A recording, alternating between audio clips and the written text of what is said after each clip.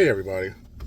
So I wanted to get on here and talk to you today about something that inspired me. I heard a sermon earlier today, and it really struck me, the message that I heard. And in a nutshell, it was all about things that are in our life that we need to get rid of, that we did not know was holding us back, right? Sometimes there are things in our life.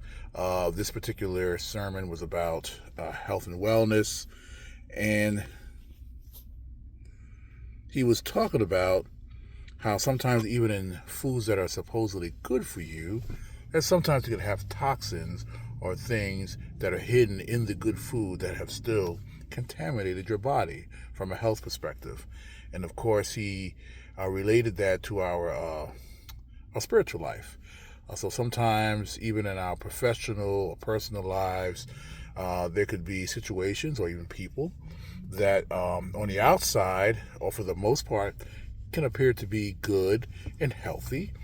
And but sometimes hidden beneath those relationships and those situations, there may be some things that are a bit uh, toxic, if you will. And I use that term loosely because I know right now that's a buzzword. A lot of people kind of toss that term around.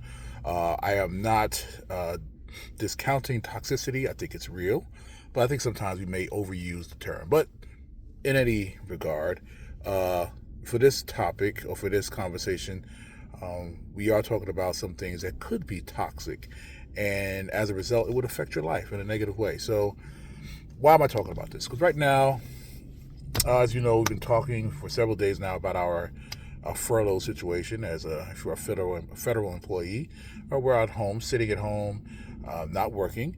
Maybe some of us have found something else to do since then. Others are still looking, and maybe others are not doing anything, either looking or working elsewhere, but they're doing different things. So we fit in one of several categories, right? While we're in this furlough state, but I think that this is a good time, as I was inspired by the message, to now think about and understand that this is a good time for reflection, right? Maybe this this waiting period, or this time of it, maybe even we can consider it a reset, or just a stop for the moment. Sometimes in life, it's good to stop and sort of take inventory of what we're doing, the things that we're into, to sort of recharge the battery, recalibrate our direction and our focus, and get back on track to the things that we think we need to do and should be doing. So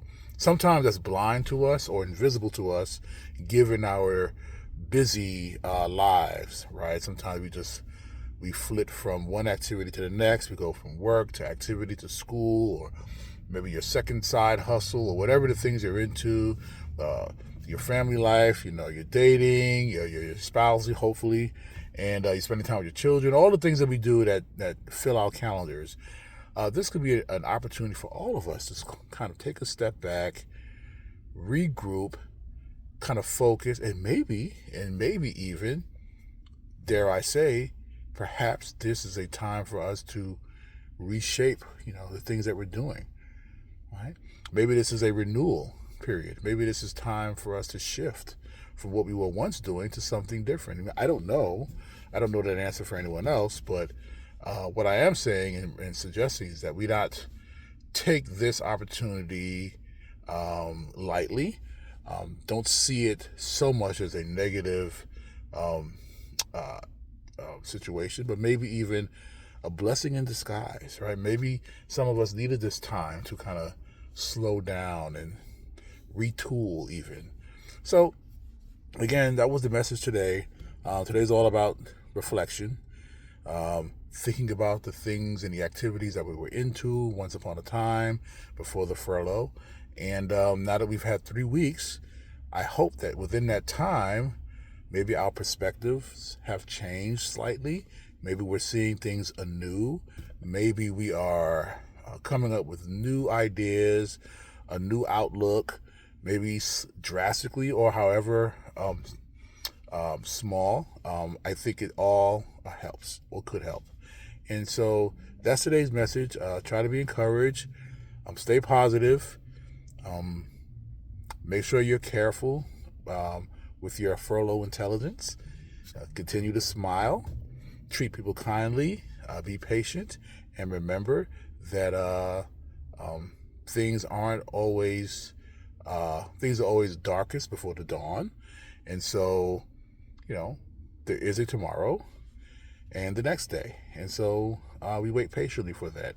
In the meantime, we focus, and sometimes we need to sit still, right? Maybe moving and going is not necessary in this time, and that's okay. And so hug a neighbor, hug a family member, take someone out to coffee or lunch, right? Connect with people, engage, and be mindful of your furlough intelligence. Thanks.